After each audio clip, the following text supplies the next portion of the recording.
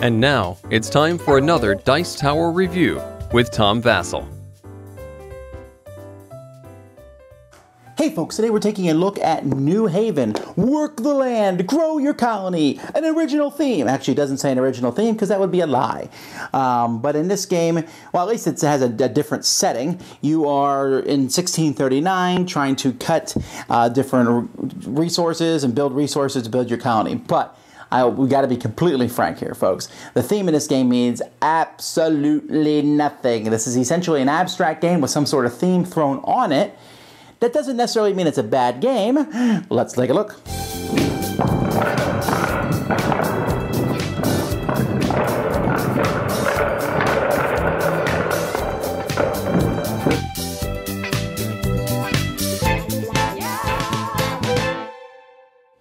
Here's the board for the game, which is made up of a bunch of different squares. You're going to use this middle section if you're playing 2-player. If you play 3-player, you play with this rectangle or this rectangle, and if you play with 4 players, you use all of them. On the side here are several buildings. Buildings are going to be numbered from 1 to 6, and are going to be one of different colors, which corresponds with a resource. So you can see that this 4 building right here corresponds with wood, which is one of the resources. Now, players are going to have their own player board, and they're also going to have a shield, which tells you how to play and also keeps stuff hidden. You're going to start with 6 buildings behind your screen. You're also going to start with 2 of these resource tiles. Actually, start with 3 of them. You start with 2 face up and you start with 1 face down. This is like a wild you can use. Now what you're going to do on your turn, the first thing you'll do each turn is you're going to play a tile on the board. Now you can play a tile anywhere you want. It doesn't have to connect to other tiles, but usually you might want it to. Let's say I put this tile here. Then I'm going to get resources. Now, each tile only ever shows 3 of the 4 resources, but this one here would give me whatever the grouping of wheat is. So here I had 1, 2, 3, 4, 5 wheat, and I would get 1 sheep, 1 wool. That's it. If I had put it up here, I would get 2 wool and still get the 5 wheat. As you can see that I connect. Now, as the game progresses, let's say someone played this one, they would get 2 wood, 1 wool, and they would get 6 wheat. Then later on someone adds this tile here like this, and they would get 1, 2, 3, 4, 5, 6, 7, 8 wheat and 2 sheep.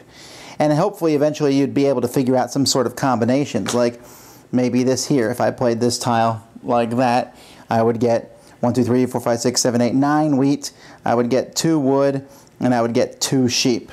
So there's different ways to get different combos, and you can play them anywhere that's legal on the board. Now when you play this, you're going to raise these markers here just to show how much you have of each of the different types that you got that turn.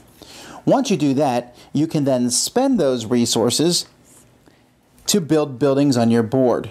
Now when you build buildings on your board, the first building can really go anywhere you want it to go, as long as it matches the number. So this is a 2. I would need to pay 2 of the wool resources to put this on any number 2. I can actually flip it over and put it on any number, but then I would have to pay that number. So let's say I put it here on top of 3, I would have to pay 3 wool resources. Now putting them face down won't get you as many points as putting them face up, but you can do that. Now once you put 1 tile of a certain type down, let's say I put a yellow tile down here. After that, all the rest of my yellow tiles have to connect to that one somehow in some way. So if I'm going to play this 5 now, I can't play it till I have at least 2 yellow tiles there. Or I would turn it face down and play it like this. Now what you're trying to do is you're trying to score rows and columns at the end of the game. And to do that, you're going to need to fill every single thing in that column. So let's say, for example, I managed to fill up this column. And so I'm building these, and this is not the order that I would build them in, but if I completely filled up a column, and that would have to go upside down. If I completely fill up a column or a row, I'm going to get points equal to the number of people there. So to fill up each of the rows is equal to the numbers on it. So 1, 2, 3, 4, 5, and 6.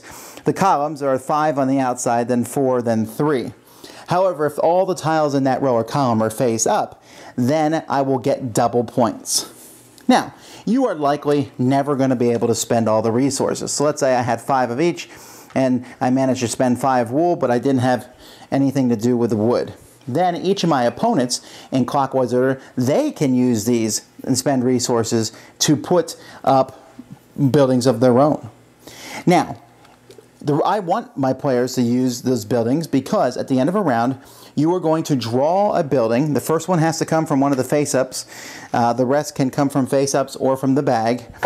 When I get to draw one for each resource, that is at 0. Since you're never going to get 4 resources with a tile, you always have 1 at 0 at least. But if you can 0 out the rest of them, which is going to affect how you place the tiles, then you will get more of these buildings to pull from the bag, which gives you more options in the future.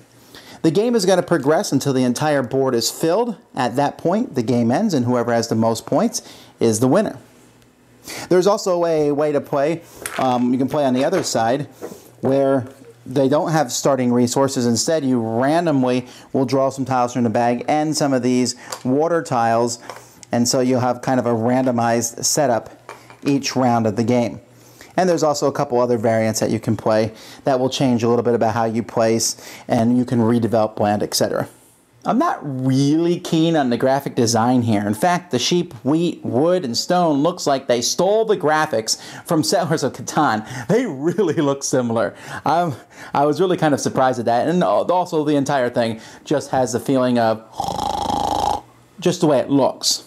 Playing it's interesting. I like playing the different tiles to form groups. It reminds me of Ingenious, which is a game that Reiner Knizia designed almost a decade ago, where you put different tiles on the board and try to connect sets. That's an interesting thing, but here it has a different feel to it because you're not trying to make the biggest sets, you're trying to make sets of the exact size of the buildings you need to put out on the board. See, what you'll do is you'll try to put out some buildings on the board, and you'll look and see what you can build that turn, and so that's the kind of resources you want. And then you're hoping that other players will have buildings that they want to build. In fact, you can look at their boards and say, okay, he needs to put out a 3 wood building. I'm going to give him 3 wood, because the more things that I can zero down on my own, the more buildings I'll get. At the same time, you don't want to help your opponents out too much, so you don't want to give them too many resources. You can also, let's say you don't have any more room on your thing for wood buildings. You can block yourself in as you're building the buildings. You can just say, well, you know what, I'm not going to score wood anymore. I'm just going to block it off. There's a big giant chunk there. I'm going to cut that off so that nobody else can build those tiles. So that's it. There's not a lot of depth here, but it is interesting and very tactical in a sense, where you're trying to use your tile. You each do get this wild tile, which is just the backside of a regular tile, and you can place it on the board once per game, which essentially gives you 4 of whatever resource you want plus the stuff next to it, and then when your turn's over, you just flip it over. And that's kind of a way to, first of all, draw some tiles at the end of your turn, but also get a big chunk of whatever resource you're looking for at the time.